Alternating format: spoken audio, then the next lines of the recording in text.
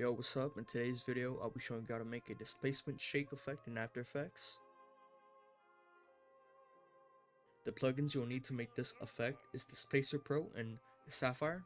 First effect you want to add is DISPLACER Pro. Head to our Translate Y, click on little time watch right here, leave it at 0. Create a keyframe, leave it at 0, head towards the end, put it at 40, head to Edge Behavior, put it on repeat. Next you want to add is noise, put the amount of noise at 13. Next you want to add is colorama. I'm gonna head to the beginning right here, go to our output cycle, and I'm gonna put every single color except teal on transparent.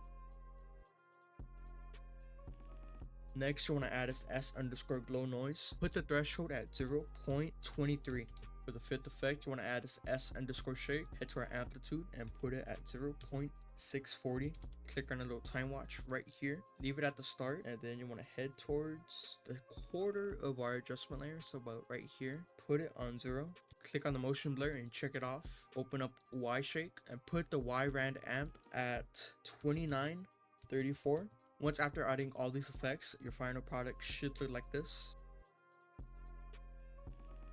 And for those who stuck to the end, I just want to say thank you. Make sure to subscribe, like, and leave a comment, and have a good day.